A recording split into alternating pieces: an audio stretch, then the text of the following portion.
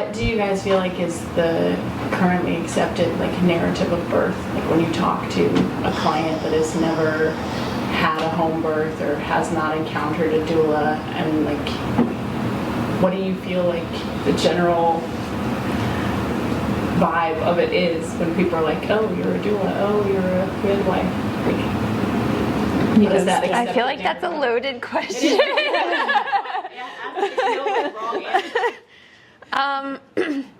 I think honestly it depends on who you're talking to, because, well, I'll just say, most of society fears birth.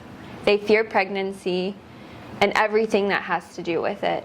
There are very few number of people who don't fear it, and that's usually because their moms had these natural home births or something, and they grew up with someone telling them that this was a normal process.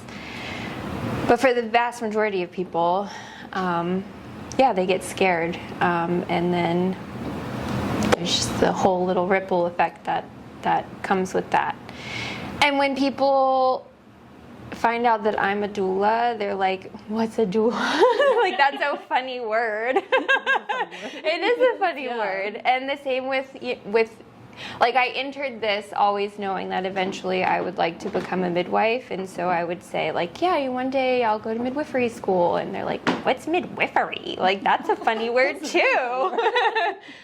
So it's just this is a really weird profession in the way that no one really knows what we do or who we are. Yeah. Yeah? I think so, yeah. But we're here. We're here and we're going to tell you about it. Making a difference. Yeah.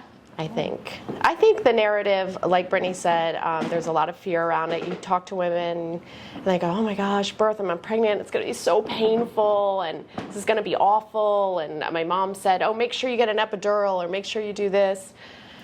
And I think that is, it's sad, but I think that is the narrative about birth in the big picture. But I think it's changing. Not that I'm a huge fan of social media, but I think that there is a lot of good stuff happening in the birth world and for the narrative and what birth can look like. And I think that's changing things. So hopefully we're heading in the right direction, and that, because birth can be so full of joy and beauty and transformation, that if we want to experience that, hopefully women know that they have that opportunity. Because I think a lot of women, they just get pregnant and they're like, okay, I've got to call my OB, and then they say, okay, you get your your sonogram at 8 weeks, and we check for dating, and then you do this test, and then you do this, and you're like, okay, and then afterwards, 5 years later, they hear, oh, you're a doula? I don't know, what's that? And then, oh yeah, I had options? I didn't know that I had options. I just did what they told me, and that breaks my heart. So hopefully us doulas and midwives are making a change for the narrative. Yeah.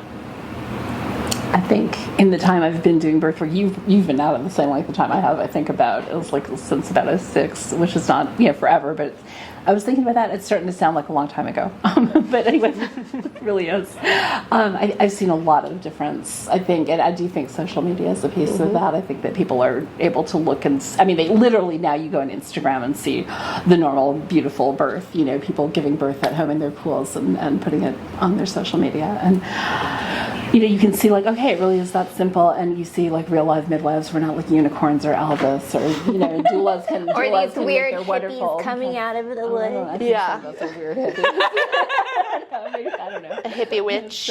But there's a more, you can connect more directly with the whole thing, where I think when I started doing birth work, everything was in the book. There was the book about the doula, and, maybe you'd find that book at the bookstore if you happen to be a person who read, but there wasn't a whole lot of social media stuff happening yet, and it was a lot more researching and looking for, and you might just not even have heard of a doula, and people didn't realize midwifery was an option, and then it was only just recently legal in Virginia too. There were definitely midwives practicing, but that's changed. I think definitely when I was born, and when Eliza, you were so I was born in '89, and it was illegal.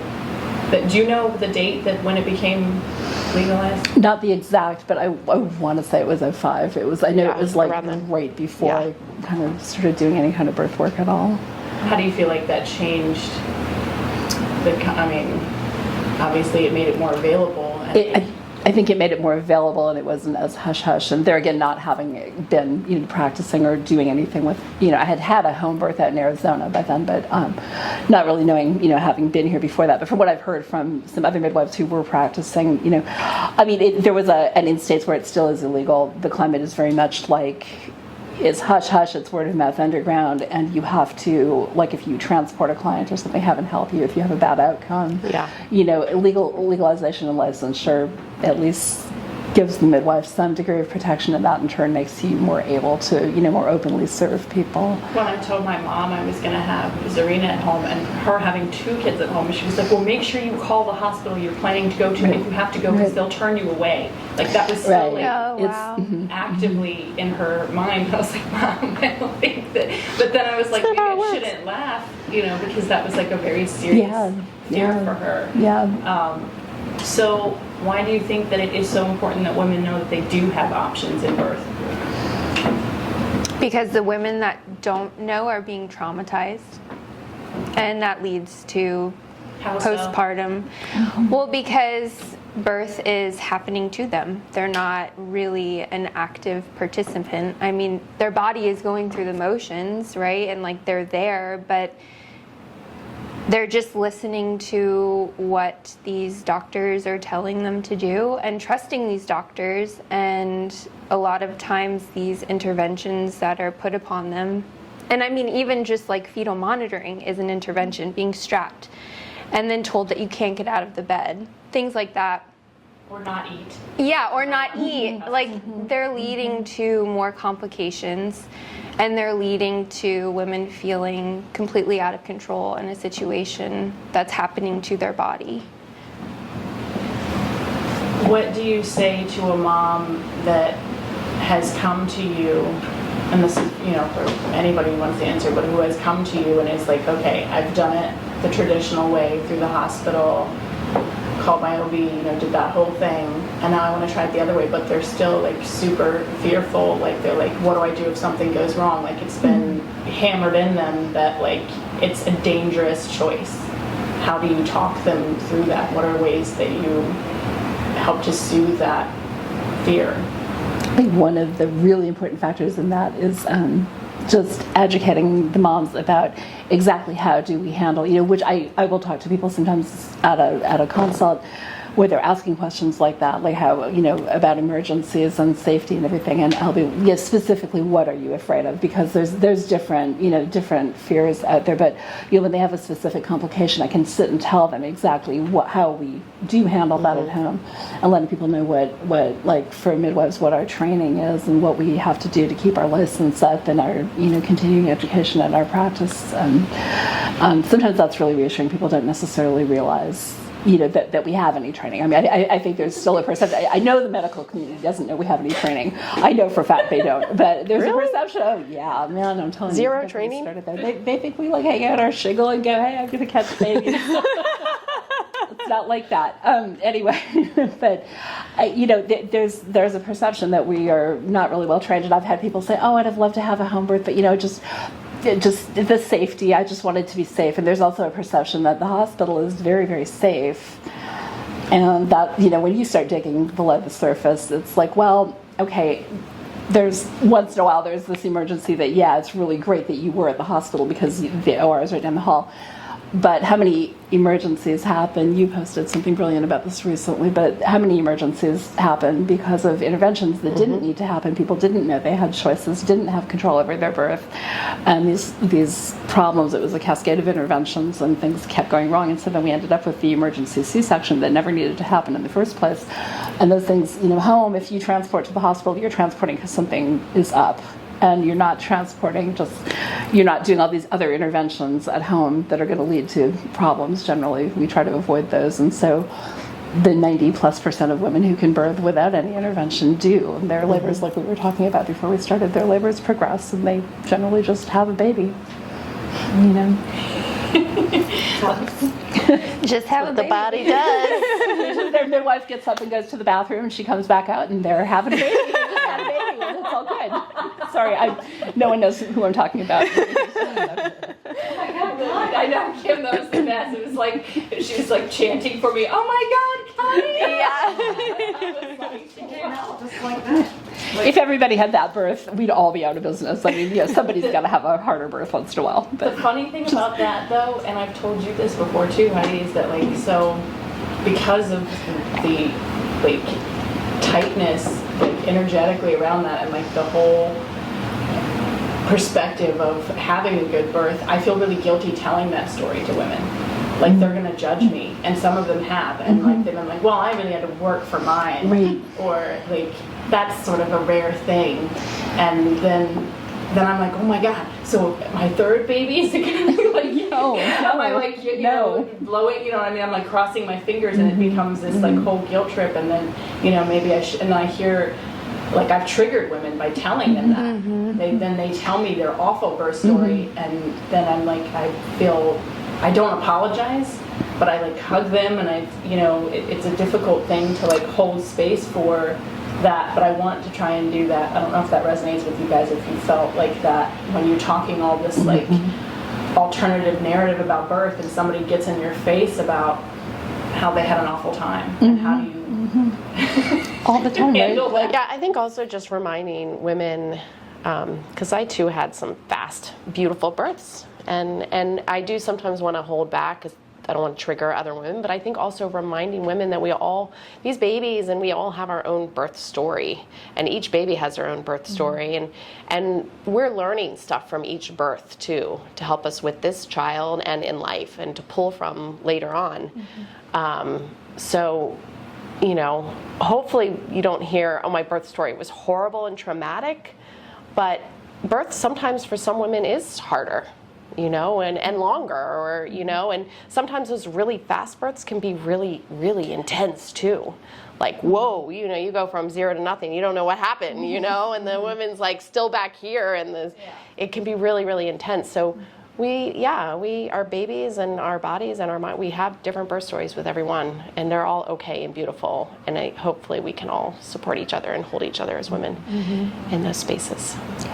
I think you said before, Brittany, I hope I don't botch the quote, but you're like, every woman has the birth that they needed to have, like whether they wanted to have it that way or not, like that's... Yeah, like Eliza said, you can pull from that, good or bad, right? Like your birth is going to be with you for the rest of your life. You can have your baby whatever way you want to. Like you don't need this doctor. And if you want to have a home birth, have a home birth. You don't need anyone's permission. Just do it. What do you think about free birth? I think free birth is a great option for a lot of women. I actually, Eliza and I talked about this with my last pregnancy. For a little bit there, I did consider free birth, and I think it'd be really cool and radical, but I also like love my women. I know she would support me in that decision, but I find comfort in being surrounded by women who are just going to support me. And I think there are women who have free birth as a trauma response to really horrific stuff that did happen to them in the hospital, or maybe they heard a really traumatic story, and so they don't want anybody there. And so they're having these free births. But free birth doesn't have to be unsupported. So yeah, I think free birth is a great option. I think it goes back to that we as like women, I want to support, I think we want to support that women just have options, you know, and for a free birth, someone that might feel really good, whereas for Brittany, she might want this circle of females here to surround her, to be there to support and hold space, and someone might feel really comforted in a hospital. And there's really no right or wrong, but the kind of this narrative and this kind of old school way of you get pregnant, you have to go to the hospital and spread your legs and let people just tell you what to do during your birth is horrible, and it's traumatizing for a lot of women, you know. So just bringing awareness and supporting women in wherever they are, whether it's free birth or, you know, with a midwife or, you know, a certified midwife or, you know, a professional midwife or, you know, a midwife in a hospital or an OB, you know, and I think just really educating and letting women know of the options, I think is really powerful right now so that women can make that decision for their family and for their bodies and, yeah, for themselves. I think the more women learn about their options and learn how normal birth is, Yeah. that's where you're seeing a lot of change. And they're realizing, oh, I don't need to have a vaginal exam at 37 weeks of pregnancy. Like, Because no It one wants literally that, tells really. Like, let's be real, that's not comfortable for anybody. Neither of my midwives saw my vagina, like, until I had a baby. yeah. Which is really wild, Yeah. because an OB will see it Yeah. all the time. Right, Yeah. yeah. Yeah. Okay. Yeah.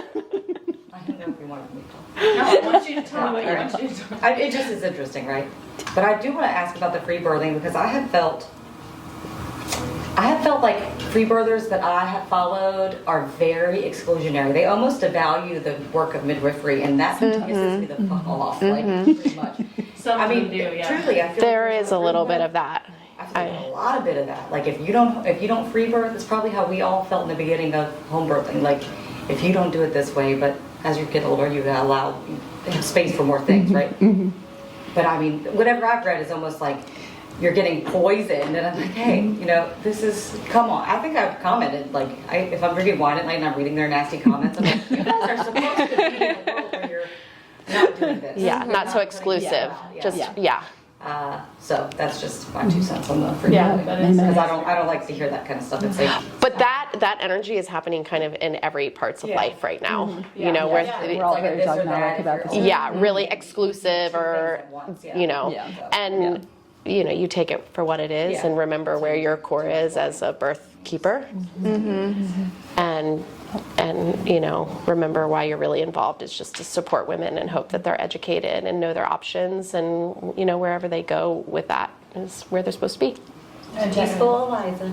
Eliza always brings me down. She's always like, everyone is on their own path. We just need to support them where they are. If we could look at that, though, I mean, that's a huge thing, you know, just, we don't need to get so dogmatic and polarized over everything. I feel like every little faction, and there shouldn't be factions in the birth world. I mean, it's a stupid thing that there even are factions, but there are.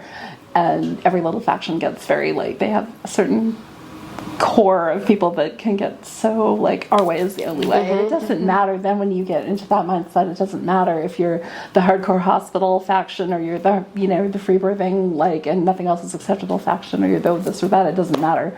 You know, it's the same kind of warped mindset that it's just people have to choose their own path. Sure. Yeah. I mean, And what does matter is women not knowing. exactly. How can you determine what's best for you if you Being told lies. have been told lies or left in the dark? Like, just making sure that all women are educated about their options. And then they'll feel better about their births, whether it's in a hospital or... So how do Just will you pause 1 second? Just for Yeah. my ankle, it's just black, so I'm gonna move the real quick.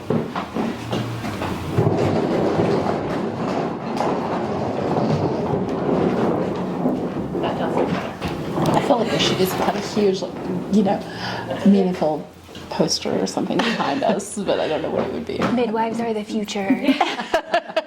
Vagina is the future. Oh, man. JJ's for life, We're not back on bitches. yet. We're not back on yet. I got this puzzle, like a 500-piece puzzle in the mail the other day. That it's all like different. It's like vaginas. With Ooh. you know, flowers and shells, and Our Lady of yeah, Guadalupe yeah. and a taco, and they put their own vaginas. Taco. It's just a brief Ooh, aside. Yeah. We need a girls' night with wine and put together your... Oh, I love Let's that do it. idea. Let's do it. Yeah, because I'll never get it done by myself. So how do doulas support the midwives? Like, so we were talking about all these different factions. How do you guys keep it so, I mean, obviously the midwife has, like, you're the boss of the scenario, right? I'm no one's boss. that's maybe showing some of my like wording there, right? So the mom should be the Yeah. boss of Yeah, the mom's boss. Yes. Tell me about that. Is there a hierarchy of how you operate in there? How do you go into a scenario of like a woman's, a house, the home birth, and like how does that run? How do you guys keep each other like? You So kind of flow because you know each other. Doula and midwife. I mean, having been both, but doula and midwife are very different roles. Okay. I mean, that's just a because the doula is there for all the non-clinical kind of support. There's overlap because I mean, I'll give you emotional support and rub it back and do all the things too as much as I can. But like as a midwife, I'm there. The clinical, physical, safety factors, the nitty gritty, and also my role is a lot more like I'm much more active right around the time of the actual delivery, and the immediate, like the first hour postpartum, because those are, when we get into terms of risk and safety and things, those are the times when there's the most potential for something to go wrong. And so monitoring and watching for those things. And I don't like to like obsess over the clinical side of things because so much is not. But the doula's scope of practice is not those things. Like those are the things you don't, generally don't really do as doulas. And Yeah. you might be there, like the doulas might be, I'll let you guys speak more on the doula role because I haven't done it in a while now, but you might be there sooner than I would be there. You might be there, you're doing a bunch of a billion different things prenatally in terms of education and preparation, and you're supporting the mom emotionally and in ways that even though, midwives and their clients are close, but I may not always know the same things about the client. I may not have the same insights that you do. And I don't know, we're all generally on the same page. I found like at a home birth with the doulas, there are any doula that's there, but in particular, some of my favorite doulas, we're on the same page about what things are going to look like and how we're going to support the mom. There's generally agreement, which is not always, sometimes that's the case in the hospital, not always though. I'm going to shut up and let you guys. No, you did good. That's kind of why I was asking about it. So in the hospital, you do see that. It definitely feels like serving moms in the hospital at a birth care center and then home births. There's a different feel in every setting. There's definitely a feel of hierarchy in the hospitals, and there also can sometimes be like an ego play with nurses and doctors and doulas that can be really uncomfortable, truthfully. I always try to like center myself and just remember that it doesn't matter how they feel about me. I'm just here to serve the mother and to best support her. And hopefully, and I am seeing some changes there too. So that's comforting and nice, because that energy can get really uncomfortable when the nurses or doctors are like trying to belittle you. Have they told you to like get out of the way and stuff? I have been asked to leave the hospital once. I want to high five you. That's something good. That was another. They said if I spoke one more time, I would be asked to leave the hospital. Yeah. So that was a difficult birth. But that doesn't generally happen. But there is, in the hospital, there's definitely a hierarchy. That's for sure. And then with home births and generally, it's such a beautiful, cohesive just team that just surrounds the mother, and it's just all about her, which I would love for all women to experience if they chose that, that they felt comfortable for that. But as the doula role, yeah, like Heidi mentioned, we're really there not for clinical, but to emotionally support, and then with positioning and comfort and encouragement and also knowing if there's any back history that could be holding them back that we could walk through, and also just education, for first-time moms of how labor can look and feel, and so and that would happen all in the prenatal. So yeah. What about you? I think you covered that beautifully. I've kind of been on this kick lately about the difference between home birth and hospital birth as a doula and the way that it feels. Because yeah, you can leave. You have some hospital births where the nurses and the doctors or the midwives welcome you and really love that you're there supporting whoever it is, but then you have others where, like Eliza was saying, it can be really uncomfortable. And every single home birth or birth center birth that I have been to where there have been midwives, you don't get that feeling. Like, you are just there to support this woman as she's having her baby.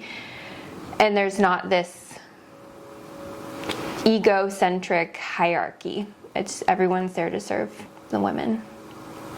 Yeah, what did you say one time? She was like, oh, I have to put on my armor when I go into the hospital. I do. And I'm like, I kind of know that feeling. Like, you just, yeah. You're And going up to battle for this woman and making sure that, and this is the other thing that a lot of people, I'm going to get really fired up now. A lot of this education we're doing is because women don't know their rights in birth. And I always love the saying, hospital policy is not law, because when you go in there and they're telling you you have to stay in the bed, you cannot get in the shower because you have the monitor on, like all these you cannot do's. I'm sorry, you can do whatever you want to do in the hospital. Just because you're there doesn't mean that you have to follow all of their rules. It is not law. You have rights, and they don't like it when you know your rights. And so I do feel like when we go in there, it is standing up for these women, and it's really sad that we're having to push for them to be respected. At the end of the day, all these women want to do is have their baby in the way that they want to. And most of the time, women who go into the hospital who have support of a doula are really well educated, and they know what they have put on their birth plan, front and back, pros and cons, risks and benefits already. And then they have these doctors coming in basically just undermining them and infantilizing them, and it's really gross, and it gets me really mad. And so yes, every time I go into a birth, I put my armor on, because I'm going in there fighting for these women so that they aren't traumatized. And we can't save women, right? Like, we can't save anyone from a specific birth experience. You're going to, like I said, have the experience that you're meant to have, but we can hopefully lighten the load of that trauma just a little bit.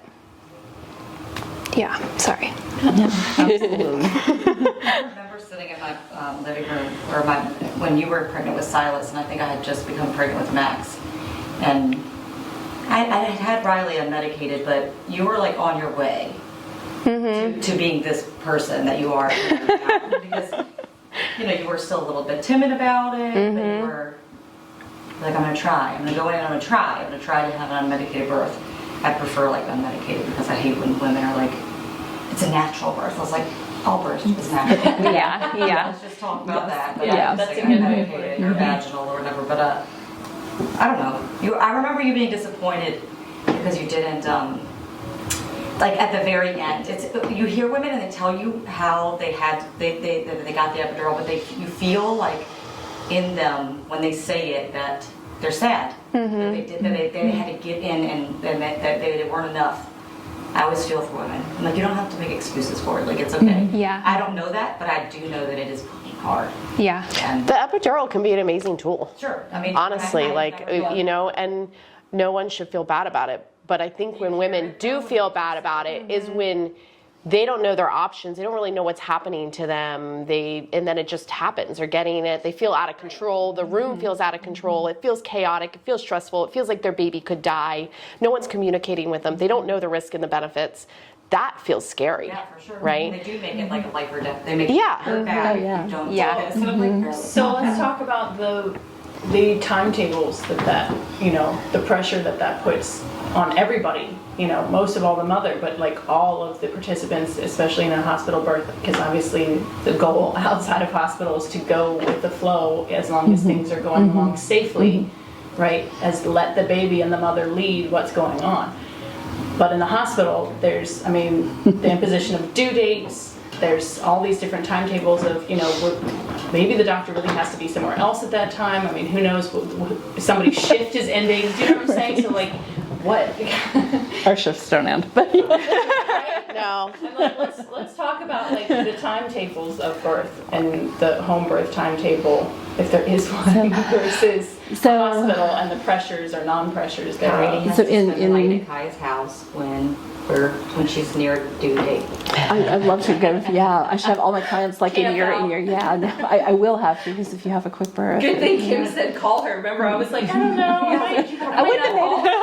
I was like, dude, you should call her. And I was It was good advice. It was, yeah. Because we Yes. all don't want any inconvenience. I said it to Brittany, I was like, don't worry, it's fine. Like, Yeah, you did. You were like, I think I'm definitely in labor, but you know, take your time. It's all good. And I was like, I'm gonna drop my kids off and I'll be over. well, they have to inconvenience someone. But I mean, you'd rather get there. You'd rather get there and be That's there for true. a long time, especially at the houses where there's like coffee or tea or something, you know, and snacks and good music to listen to. We'd rather get there a little early.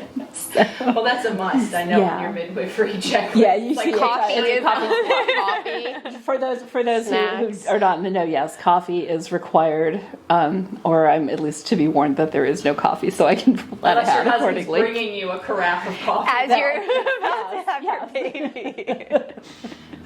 But in terms of timetables in labor, we were just talking about this before we started filming all this and stuff. But you know, at home, I guess it's fairly rare to see a birth that's like 24 plus hours. Where, you know, sometimes supporting a hospital birth, people are so often induced, and first timers particularly. I know at least one of the hospitals in Fredericksburg has about a 60% induction rate. Last time I checked on that, and you know, we did inductions like almost never at home. I mean, it varies by practice, but and our induction methods are like castor oil and unpleasant things like that aren't quite as intense as Pitocin inductions. But anyway, I mean, in terms of like how long can labor go on, I mean, I've definitely been at even home births and supported doula births where things, you know, can go for a couple of days, but at home I don't generally see it go up to the 24-hour mark. I think we're typically not there anywhere near that long, and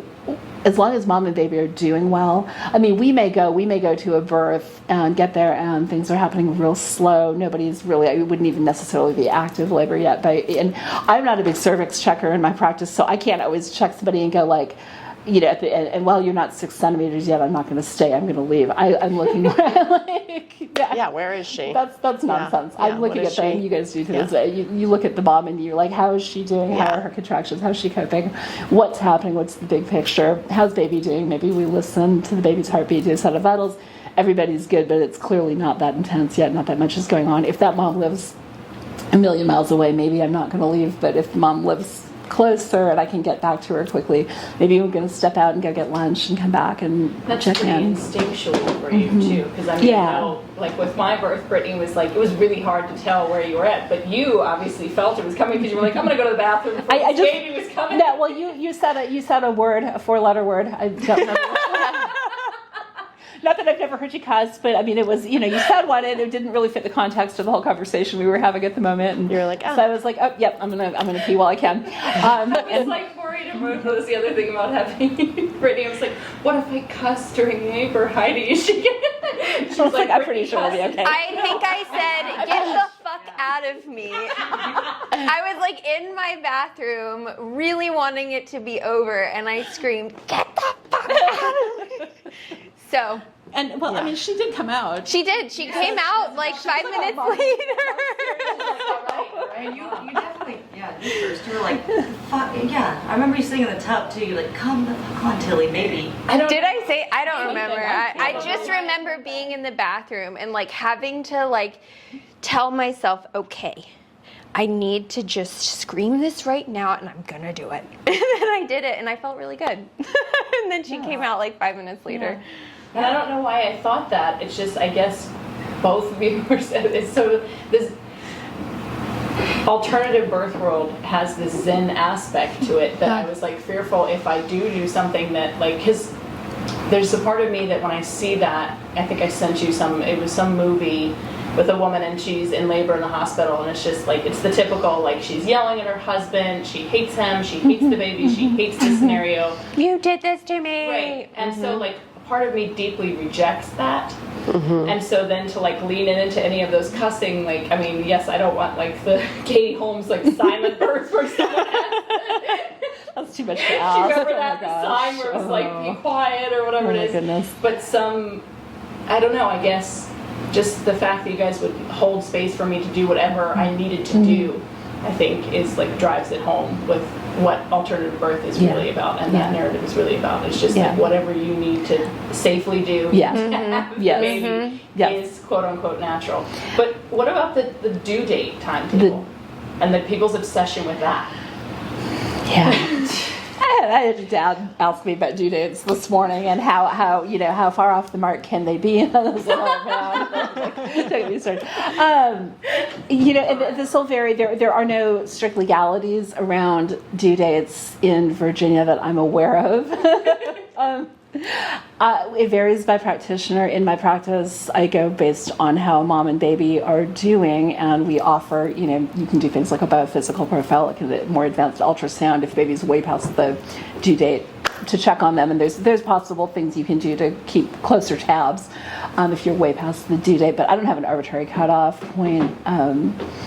Of, you know, say 42 weeks, or people I hear all the time in OB care, people are like, well, my doctor wouldn't allow me to go past 40 weeks or past 41 Some weeks. birthing centers, that's what it was with my first, and it drove all this anxiety at the last minute. They were like, you're going to go to the hospital. If you don't have it, have him by this day, you're going to go to the hospital, and you're going to have to give Pitocin. And then they wonder why women aren't going into labor, because they're super anxious and uptight, because they're like, oh, I have to go into labor. And then their body's like, we're not going to right now.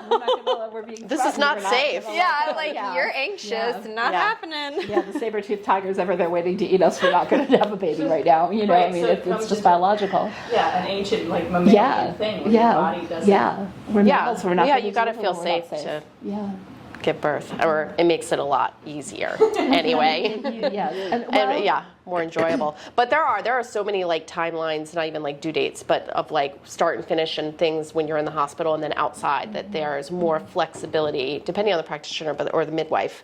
There's more flexibilities. So when picking where you feel more comfortable to have your birth, definitely looking at that. And now we have told some of our clients that are going past their due date, like, well, what if I get to 42 and they made me set this date? And we're like, well, you could just not show up. But you're really going to have to fight when you get outside of these protocols and limitations that are set around the protocol in the hospital, whereas you'll have more flexibility. So if that's something that's important to you and you want that, part of that, you are drawn to that for your birth story, or you need that, then you might want to look more into a home birth, because you will have more flexibility. Whereas if you're not comfortable going over 42 weeks, and you're more comfortable, then you might want to have your baby in the hospital if that suits you. But that all goes back to the education too, because the hospital definitely has more limitations and protocols that you are going to have to go up against, where they're going to say, if your water has been broken for so many hours, then you have to have your baby within this, or we're going to do a C-section, or if you are GPS positive, then you're going to have antibiotics until you have your baby every 4 hours, Whereas that's not necessarily so, right? GBS and having. It's not necessarily like that's the protocol in a hospital. Right. You can decline it for sure, but you can decline anything really in the hospital, but you're gonna have to put your armor on. They're gonna scare you. They're gonna say, do you want to have a dead baby? Doctors are still out here in 2023 saying those lines. No one wants to deliver a dead baby, so you need to get induced at 40 weeks. I had that happen to a client in the last year who went way past her due date, and I don't want to tell too much of the story into recognizable terms for her, but chose to go and have an ultrasound done, and there was nothing wrong with her pregnancy. She was fine. She was just a slow cooker, and it was a long pregnancy. And she was put under extreme pressure when she went for an ultrasound to go ahead and induce right this minute, which turned into an emergency C-section almost immediately. And the dead baby card was definitely played. This was a local hospital and a doctor who sees a lot of the same people that I do. And we're dealing with a lot of that still, a whole lot. And there again, it goes back to into education and knowing your options, because, you know, you're not given any options. You're told your baby will die. Of course you're going to do what that practitioner said. And we're assuming, you know, we go into care with any provider, doctor, midwife, whatever, we always go in assuming that they must have our best interests at heart. That must be their primary interest. And I mean, it's not like there's, you know, this like malevolent, like they're trying to mess up your birth and ruin your, you know, your experience, but they have a lot of other motivators. And at home, I mean, we do too, and we're not, you know, we have feet of clay too, but we're not necessarily trying to like clear out the space in the hospital. We're not necessarily worried about, you know, what we're being dictated to by a policy outside of our own practice. We have regulations, but I mean, they're not the way that the hospital does. And we're trying to keep the birth at home because that's what the arrangement is. So we're wanting to keep things normal and keep things on track. And we don't want a disaster at home. So if there is something looking off, we're going to be the first people to call it, you know, and say, this is not okay, this is not normal, we need to go in. And conversely, sometimes I've had people actually resist checking out something. They really did need to be, you know, checked out. They I can think of a baby that had strange heart tones at a prenatal visit, and they needed to be assessed before I could safely say, you know, yeah, you're still good for home birth, baby's fine. We needed to go assess further. And this particular set of parents, I ended up dismissing from care because they would not pursue enough intervention to be sure that baby was going to be safe if we delivered at home. And I mean, I don't want to be doing chest compressions on somebody half an hour from the hospital. That's like, we're trained to do it, but we don't want to do it, you know, so sometimes you can't. You have to look at it from the other side too. That brings up a good point. And like, for all of you, in what ways do you feel like the hospital and, you know, more allopathic medicine does have a role in birth? Like, when is it necessary?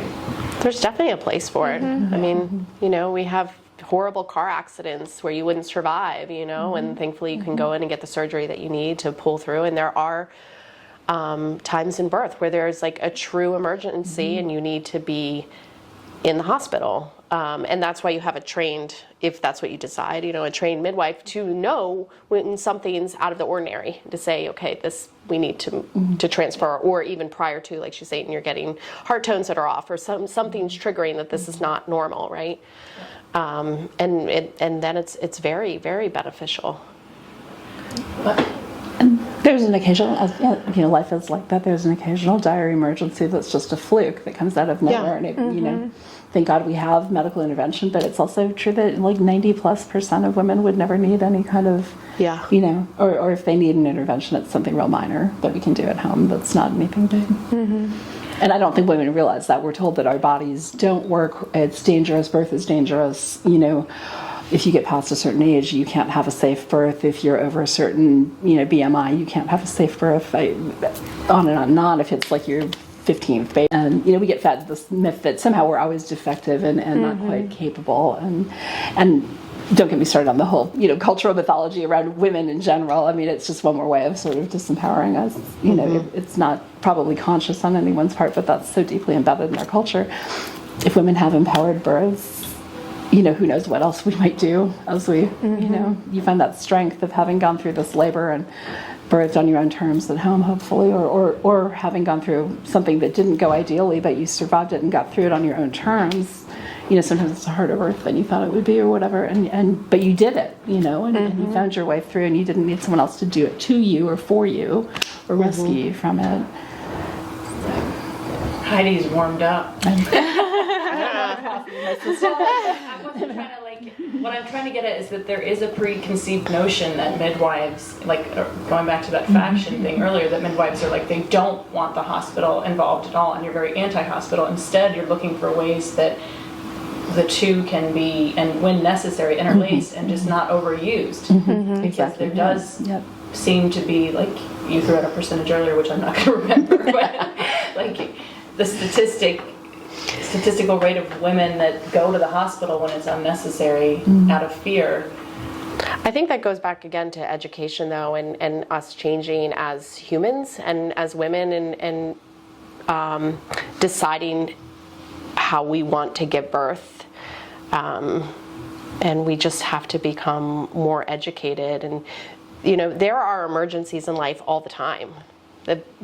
unfortunately, sad things happen in life all the time, you know, but birth is literally like the most natural, like almost every woman, you know, will at some point give birth in life, just like we all experience death. And we have to claim and get back what we want from that experience. It doesn't have to be medicalized, because like Heidi was saying, 90% of women will just have their baby, you know, which is beautiful. But unfortunately, sometimes like a horrible accident or something could go wrong. And so we as humans, as women, we have to be educated about what our options are, and then to look in our heart and our intuition and decide what's best for us. And then we also have to take responsibility for, you know, what we believe in and what we want. I think that's a really big piece, is people taking responsibility for their choices, especially in birth. If something were to go wrong, someone always wants someone else to blame. And so I think that's why a lot of times women kind of give away that power that they have in being in control of their birth, is because they are afraid of something happening, and they don't want to feel responsible if something does happen. They want that doctor to be the one that did it, or that midwife to be the one that did it. When at the end of the day, you do need to take responsibility for your health and for the decisions that you're making when it comes to your birth. And people are afraid to do that because of the what ifs. And there are outcomes that just happen. We're not in charge. You know, it's a big. I think it's an American thing. I think it's a cultural thing that we really have going on in a big way, is that we feel like we can control everything. And obviously, you go and you do your level best to ensure, you know, safety and well-being and happiness and a positive outcome. And then, you know, that like some of it's not up to us, and it's just, you know, there are things that just happen, that just are. So, I don't know if you guys want to go down this rabbit hole, but it feels like it's coming up already. There's a whole spiritual aspect to it that is being ignored in the current way that birth is being portrayed in our society and in this culture for the last, 150 years or so. Obviously, that's very polarizing, but I guess, how do you traverse that as you being like a midwife and as a doula and talking about that? And like you said, it does go back to education. I think it is also involved in seeing your mom give birth at home, right? Like, that's huge. That was a huge part of like releasing some of my fear. But even then, in the moment with my first, I didn't have time to process it, but with my second, there was a time where I'm sitting there, you know, on the toilet, right? The throne for the lady. It's a comfortable position, right? The dilation station, as they call it. I'm like, looking up at Nathan, and I'm like, I wanted to say I'm scared, but I didn't say it because I didn't want to invite it in. But it's like the veil is super thin. Like you said, like you know, most mothers give birth, but you know, everyone will die. Like another human being is coming into the world. Like a completely own individual. I just got chills. How do you guys go about without like pushing it in, like you know, because obviously it's more than a religious thing, but in educating women on that without it making it seem like there's like an agenda to believe a certain thing, but at the same time acknowledging that there's a human coming through you and you're a portal.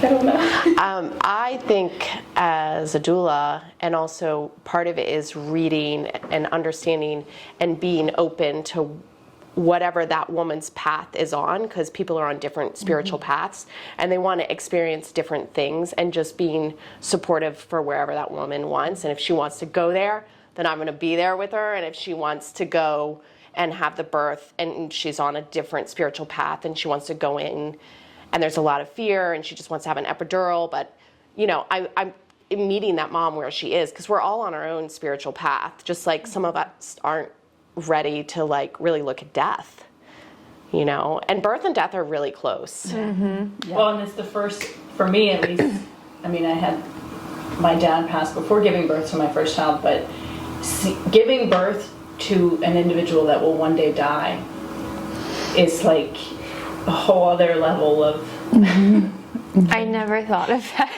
I know it's really hard, but I'm like, to do that and then be like, and then you're like, this is a little bit of a tangent, but I think you guys are ready to maybe they're like, as the mom, be like, you were like the captain of the emotional ship on there, like you were the person that's like guiding them, holding their hands. There's like so much weighing on you. It's like, I'm sorry. I can't. You know what, Kiaya? And one day she'll be holding your hand as you leave. Now I'm gonna. Yeah. It's a big circle, and I've been there, and it's beautiful. So, but holding space and going there with those women wherever they want to be, because some women, they're not ready to be in that deep of a spiritual place, and they want to have the, and being able to read that and be there for them, and not make women feel bad for wherever they are in this path in this life, is, I think, part of our work. Yeah. Yeah. And I think that's the part that's not tended to, often enough in our our broad cultural perspective on birth. Certainly within religious traditions or individual people who just are on a spiritual path, but maybe not like a set defined this religion.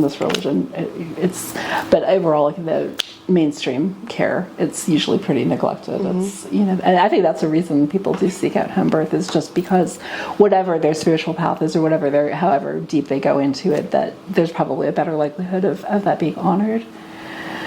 And I'm also, since you mentioned the veil being thin, I'm just going to throw out there that I don't talk about it very much, but I have this thing about every time I go to a birth, within the next day or so, I don't know what it is, but I become very aware of like my own mortality and all the people around me. You go there and you're right there. It's so close. And it always strikes me that, my time here is finite. I'm going to die someday. And there's this new person comes into the world, and then think about, my own. And it makes you I think after every birth kind of Reevaluate things a I have little. the birth hangover today. I'm tired. To reevaluate. Am I happy with where things are, and what I do if this is my last day on earth, and is this how I want it to be going? And it's an intense place that we go as birth workers. It is. Over and over again. But a really joyous place. Yeah. And I know this will sound dark, but I think death can be joyous too, and beautiful too. It's just this whole like crazy cycle, that we're in, and from the moment that this little soul comes in, and then with my mom recently passing, actually seeing her leave, and going up, being born somewhere else, and that's the way that I chose to look at it. And so, and those veils are very close and beautiful and transformative, we can grow from them, and just being open to them and supporting people women that want to be in that space. And like you said, I think that part of the returning back to being open to being in that space has to do with look at what we're doing right now. Like, yes, we're telling a story, but like everything is so like non-tactile and so like removed, like Avatar, like Matrix, all of that type of thing. And then like birth and death are the two things that are like whoosh, you're like back into, there's like a minor dip into it if you like are a person who's got a tattoo or something, right, where you're like forced to be in your actual like this physical body, and to choose to do that and go down that road is like, that's heavy duty, like medicine is a heavy duty experience that I think our culture has moved so far to be away from. Like, we're like, we don't want to be hot, we're going to turn on the AC, we don't want to be cold, like it's everything to not actually feel what we're feeling. Yeah. I think I know I am hot too, but still, I'm not saying we don't love it. Like, We love it, but yeah. I'm guilty of it too. But. I have two thoughts on this. The first is something that I heard someone say a while ago. I don't remember who it was, but it really put it into perspective for me that the only two finite things in our life are everyone will be born and everyone will die. And the way that we are born will affect the way that we die. And I don't think people put enough thought into the way that people are born. And that's not to say that someone who was born in a really traumatic situation cannot live a beautiful life. But the way that we are brought into this world is going to affect the way that we are. It will live in our body for the rest of our lives. That was an experience we had as this tiny little baby, even in gestation. I've been, speaking of spiritual journeys, going down this journey of my own, of just realizing that from the moment of conception, this little being is having a human experience. Even though they're in the womb, they are experiencing every feeling that mom has, and they're hearing everything that mom is hearing and saying, and that will change the trajectory of their life. And then when you're born into this beautiful, supported, loving environment, that's going to make you, as a spiritual human, feel welcome and loved. And that's not to say someone who is born, you know, with a forceps or vacuum or something isn't going to feel that same love, but that trauma to their body is going to live with them inside of them for the rest of their life. And it will affect them in some ways, whether they realize it or not. And I don't think people are really thinking that deeply about birth. And I think some people will argue that getting an epidural is disconnecting from your body during the birthing process. And I know for me, personally, it was. I was in a lot of pain. I didn't want to feel that pain anymore. I was having to go to that deep place that I was afraid to go. And so I got that epidural, and it was like I just kind of woke up. Like I was asking God to just take me because it hurt so bad. And then I get this epidural and it kicks in and I'm like, oh, hey everyone, I'm here. I feel really great. And it was like I was no longer having that spiritual experience that I really wanted. Even though that was the birth that I was supposed to have, because then it, you know, led me down this path that I'm on now. But where I was going with that is, I think having a natural birth at home or in the hospital, you are going to have probably the biggest feelings you have ever had in your entire life. And you are going to have to pull every piece of strength out of your body to have that baby. And that is a spiritual experience. And I think there's nothing wrong with getting an epidural, and I think they can be incredible tools, but I do think they disconnect us from the experience that we're having in our body when we're having a baby.